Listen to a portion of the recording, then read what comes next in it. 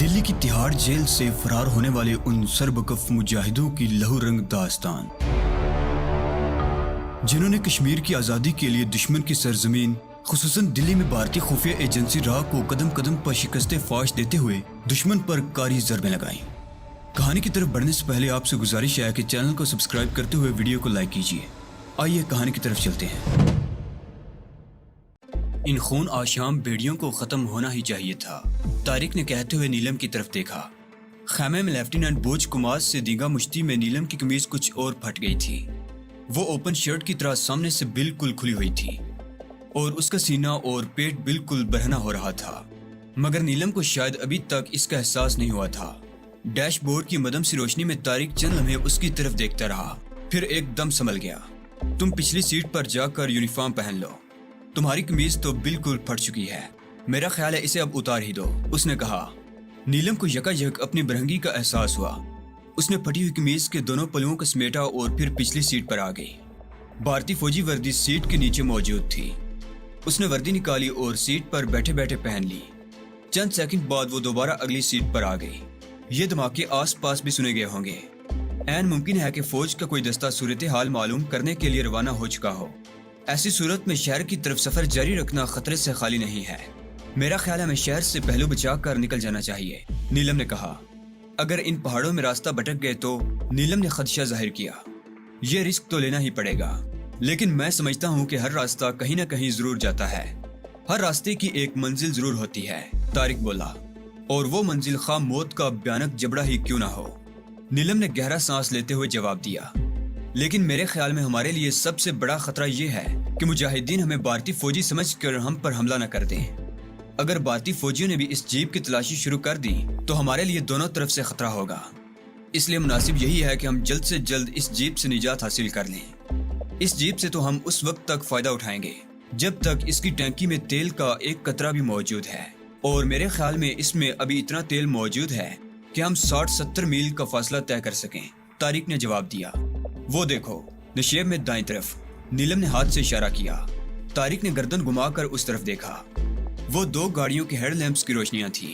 طارق کو سمجھنے میں دیر نہ لگی کہ وہ فوجی ٹرک تھے جو چٹانوں میں بلک کھاتی ہوئی سڑک پر اسی طرف آ رہے تھے۔ اس نے فوراً ہی جیپ کے ہیڈ لیمپس بجھا دیے اور رفتار کم کر کے متجسس نگاہوں سے دائیں بائیں دیکھنے لگا۔ بائیں طرف چٹانوں میں اسے ایک تنگ سا راستہ نظر آ گیا۔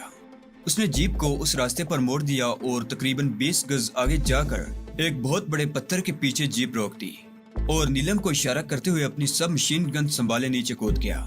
نیلم نے بھی گن اٹھا کر جیپ سے چھلانگ لگا دی۔ اس طرف میرے ساتھ آؤ، طارق نے کہا۔ وہ دونوں تاریکی میں بڑے بڑے پتھروں میں چکراتے ہوئے جیپ سے تقریباً 20 گز دور ایک چٹان پر ایسی جگہ بیٹھ گئے جہاں سے جیپ بھی ان کی نظروں میں تھی اور سڑک سے آنے والا وہ تنگ سا راستہ بھی۔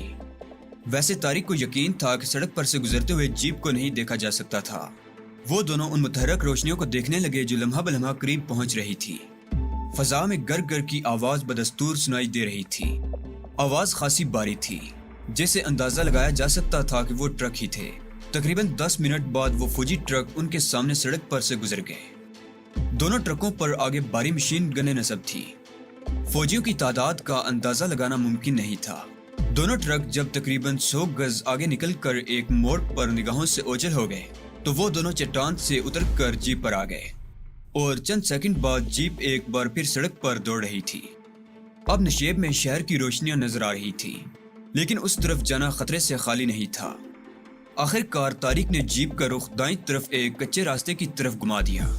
یہ راستہ اودم پور کے اوپر سے گھومتا ہوا دوبارہ چینن کی طرف جانے والی سڑک سے مل گیا تھا۔ اس طرح اگرچہ کئی میل کا چکر پڑ گیا تھا، لیکن وہ خطرے سے محفوظ تھے۔ چینن نامی چھوٹے سے اس شہر کو بھی انہوں نے اسی طرح پیچھے چھوڑ دیا۔ اب ان کا رخ دریائے چناب کی طرف تھا۔ ابھی انہوں نے چینن سے چند ہی میل کا فاصلہ طے کیا تھا کہ جیپ کا انجن کھانسنے لگا۔ طارق گیئر بدل بدل کر انجن کو سنبھالنے کی کوشش کر رہا تھا، لیکن جیسے ہی اس کی نظر ڈیش بورڈ پر پڑی، اس کے منہ سے بے اختیار گہرا سانس نکل گیا۔ فیول بتانے والی سوئچ ساکت ہو چکی تھی۔ جیپ کی رفتار خود بخود کم ہوتی چلی گئی اور آخر کار رک گئی۔ کیا ہوا؟ نیلم نے پوچھا۔ پیٹرول ختم ہو گیا، طارق نے جواب دیا۔ اب کیا ہوگا؟ نیلم کے لہجے میں تشویش تھی۔ پیدل مارچ، اس کے علاوہ اور کیا ہو سکتا ہے؟ طارق نے کہا۔ मेरा ख्याल है दरिया चिनाब का पुल चंद मील से ज्यादा दूर नहीं है। अगर हम दरिया तक पहुंच जाएं तो डोडा तक पहुंचने में हमें कोई दुश्वारी पेश नहीं आएगी। लेकिन सबसे बड़ा मसला रास्ते का तयन है, तारिक ने कहा। क्यों न इसी रास्ते पर चलते रहें, नीलम ने मशवरा दिया। ठीक है चलो, तारिक ने जवाब दिया। उन दोनों ने अपनी अपनी सब मशीन गनें उठाकर कंधों पर लटकाई और जीप से उतरकर आगे चलने लगे। तारिक की जेब में 2 अदद हैंड ग्रेनेड थे, जिन्हें उसने बड़ी एहतियात से संभाल रखा था। तकरीबन 2 मील का फासला तय करने के बाद नीलम हाँफ गई। ऊंचे नीचे रास्तों पर चलना उसके लिए खासा तकलीफ दे हो रहा था। कंधे पर लटकी हुई सब मशीन गन भी अब उसे बोझ महसूस हो रही थी। तारिक ने गन लेकर अपने दूसरे कंधे पर लटका ली और उसका हाथ पकड़कर चलने लगा। तकरीबन 2 फरलांग का फासला और तय हो गया। नीलम के लिए अब एक कदम उठाना भी मुहाल हो रहा था। वो बुरी तरह लड़खड़ा रही थी। आखिरकार वो एक जगह ढेर हो गई। तारिक भी उसके करीब बैठकर चारों तरफ देखने लगा। फिर अचानक उसकी आंखों में चमक सी उभर आई। वो कोई बहुत ही मदम सी रोशनी थी जो नशेब में नजर आ रही थी। नीलम, वो देखो, नशेब में रोशनी नजर आ रही है। मेरा ख्याल है वो किसी काश्तकार का मकान है। हिम्मत से काम लो, वहां पहुंचकर हमें महफूज जगह मिल सकती है, तारिक ने कहा। नीलम ने गर्दन उठाकर देखा। टिमटिमाती हुई रोशनी खासी दूर नजर आ रही थी। अब मुझसे एक कदम भी नहीं उठाया जाएगा, नीलम ने कराहते हुए जवाब दिया। जरा रुक जाओ, मुझे दम लेने दो। अगर कहो तो मैं तुम्हें कंधों पर उठा लूं। नहीं, बस चंद मिनट रुक जाओ, नीलम ने कहा। 10 मिनट गुजर गए। नीलम का सांस अब कदरे मामूल पर आ चुका था। तारिक ने उसे सहारा देकर उठाया और वो आहिस्ता आहिस्ता चलने लगे। फजा में एक मखसूस भीनी भीनी सी महक रची हुई थी। ये दान के पौधों की खुशबू थी। रियासत में कहीं कहीं दान भी काश्त होता था। उस मौसम में आस पास की फजा में मसूर कुन महक रची रहती थी। वो नशेब में पहुंच गए। रोशनी अब तकरीबन 100 गज के फासले पर रह गई थी। नीलम एक बार फिर लड़खड़ाने लगी। तारिक उसे सहारा देकर तकरीबन घसीटता हुआ ले जा रहा था। हिम्मत करो नीलम, अब ज्यादा फासला नहीं रह गया। वो देखो, रोशनी बिल्कुल करीब नजर आ रही है। तारिक ने उसे हौसला दिलाया। तुम चले जाओ, मुझे यहीं छोड़ दो प्लीज, नीलम कराही। तारिक रुक गया। चंद मिनट बाद वो फिर नीलम को घसीटने लगा। रोशनी अब सिर्फ 20 गज के फासले पर रह गई थी। तारिक रुक गया। नीलम नीचे गिर कर हाँफने लगी। उसके मुंह से कफ बह रहा था। तारिक सीधा होकर रोशनी की तरफ देखने लगा। वो किसी मकान की खिड़की थी जिसमें से रोशनी नजर आ रही थी। उसने गौर से देखा तो तारीकी में 2 मकानों के हुयूले नजर आए। एक मकान तो वही था जिसकी खिड़की में से रोशनी नजर आ रही थी और दूसरा मकान उससे तकरीबन 20 गज के फासले पर था। तारिक नीलम के करीब बैठ गया। 10 मिनट गुजर गए। नीलम अब चलने की काबिल हो गई थी। तारिक ने उसे सहारा देकर उठाया और उसका हाथ पकड़े आहिस्ता आहिस्ता मकान की तरफ चलने लगा। इस तरह आगे बढ़ना अगरचे खतरनाक साबित हो सकता था, लेकिन नीलम की हालत देखते हुए उसने सारी एहतियातों को बालाए ताक रख दिया था। अभी उन्होंने चंद ही कदम का फासला तय किया था कि बैक वक्त दाएं और बाएं तरफ से आहट सुनाई दी। तारिक ने दाएं तरफ देखा। उसी लम्हे एक खौफनाक गुराहट उसकी समात से टकराई। अपने हाथ ऊपर उठा लो और अपनी जगह से हरकत मत करना, वरना छलनी कर दिए जाओगे। तुम चारों तरफ से घेरे में हो। नीलम के मुंह से हल्की सी चीख निकल गई, जबकि तारिक के मुंह से गहरा सांस निकल गया था। उसने गर्दन घुमाकर दाएं बाएं और पीछे देखा। 3 आदमी दाएं तरफ थे, 3 बाएं और 2 पीछे। उन सब के हाथों में ऑटोमेटिक राइफलें थीं, जिनके रुख उन्हीं की तरफ थे। सबके चेहरों पर डाटे बंधे हुए थे। पीछे खड़े हुए 2 आदमी में से एक ने टार्च रोशन कर ली और फिर उनके जिस्मों पर भारतीय फौज की वर्दियां देखकर सबके होंठों से सीटियां निकल गई। ओ, तो तुम लोगों को इत्तला मिल चुकी है, लेकिन फिक्र मत करो, हम निमट लेंगे, दाईं तरफ से एक आदमी ने कहा। फिर अपने किसी साथी से मुखातिब होते हुए बोला, शमरोज, इनके कंधों से राइफलें उतार लो और इन्हें अंदर ले चलो। इनसे ये पूछना है कि इनके दूसरे साथी कहाँ हैं और कितनी देर में यहाँ पहुँचने वाले हैं। पीछे खड़े हुए शमरोज ने उनके कंधों से सब मशीन गनें उतार ली। उसके साथ ही उसने तारिक के खुले पर जोरदार ठोकर रसीद कर दी। तारिक बुरी तरह लड़खड़ा गया। उसने बड़ी मुश्किल से अपने आप को संभाला। वो लोग उन्हें राइफलों की जद पर लिए मकान के एक कमरे में आ गए। ये वही कमरा था जिसकी खिड़की से रोशनी देखकर वो इस तरफ आए थे। खिड़की में एक लाल टेंट टंगी हुई थी। रोशनी में नीलम को देखते ही वो बुरी तरह चौंक गए। नीलम की टोपी रास्ते में कहीं गिर गई थी और उसके स्याह रेशमी बाल पुश्त पर बिखरे हुए थे। ओ, एक आदमी ने कहा, तो तुम लोग औरतों को भी मैदाने जंग में ले आए हो। हम वो नहीं हैं जो तुम लोग समझ रहे हो, तारिक ने कहा। अभी 10 मिनट में पता चल जाएगा कि तुम लोग कौन हो। शमरोज इन्हें दूसरे कमरे में ले चलो, उस आदमी ने कहा। वो गालबन उनका लीडर था और तारिक को यह समझने में देर नहीं लगी थी कि वो मुजाहिदीन थे। वो लोग उन्हें धकेलते हुए दूसरे कमरे में ले आए। अब तक जो लोग तारिक के सामने आए थे उनकी तादाद 10 थी और उनमें से किसी ने भी अभी तक अपना चेहरा बेनकाब नहीं किया था। सबके चेहरों पर मफलर या रुमाल बंधे हुए थे, सिर्फ आंखें बरहना थी। 7 आदमी पहले कमरे में रह गए थे, जबकि 3 उनके साथ दूसरे कमरे में आ गए थे। उनमें से एक तो वही था जिसे शमरोज के नाम से पुकारा गया था। दूसरा वो जो अब तक अहकामात जारी करता रहा था। वही मुजाहिदीन की उस पार्टी का लीडर था। उसे अब तक सिर्फ एक मर्तबा गोहर अली के नाम से मुखातिब किया गया था। वो तीनों उन्हें ऑटोमेटिक राइफलों की जद पर लिए हुए थे। ये कमरा 10 फुट चौड़ा और 12 फुट लंबा था। उसमें सिर्फ एक रोशनदान के अलावा कोई खिड़की या दरवाजा वगैरह नहीं था। सिर्फ वही एक दरवाजा था जो साथ वाले कमरे में खुलता था। ये मकान मुकम्मल तौर पर लकड़ी का बना हुआ था। उसका फर्श भी लकड़ी का था। फर्श पर 1 फुट चौड़े और 3-3 फुट लंबे तख्ते जुड़े हुए थे। बास तख्ते टूट चुके थे, लेकिन इसके बावजूद वो अपनी जगह पर जमे हुए थे। क्या तुम लोग शराफत से बताना पसंद करोगे या इसके लिए हमें कुछ कोशिश करना पड़ेगी? पार्टी के लीडर गोहर ने बारी बारी दोनों की तरफ देखते हुए कहा। आखिर में उसकी नजरें तारिक के चेहरे पर जम गई थी। मैंने पहले भी कहा था कि हम वो नहीं जो तुम लोग समझ रहे हो, तारिक ने जवाब दिया। तो फिर बताओ तुम लोग कौन हो? गोहर ने उसे घूरा। मेरा नाम तारिक साइद है। मैं बाग का रहने वाला हूँ और मेरा ताल्लुक लिबरेशन फ्रंट से है। अगर तुम्हारी पार्टी का ताल्लुक भी लिबरेशन फ्रंट से है तो तुम रहमान बाबा से इसकी तस्दीक कर सकते हो। अगर लिबरेशन फ्रंट के अलावा किसी और तंजीम से ताल्लुक रखते हो तो भी मेरे बयान की तस्दीक हो सकती है। तमाम तंजीमों का मकसद एक ही है, कश्मीर की आज़ादी, तारिक ने कहा। क्या नाम बताया तुमने? तारिक ने उसके चेहरे पर नजरें जमा दी। तारिक साइद, तारिक ने जवाब दिया। मेरा ताल्लुक हिजबुल मुजाहिदीन से है, लेकिन दूसरी तंजीमों से भी हमारा राब्ता है और हम एक दूसरे के बारे में मालूमात भी रखते हैं।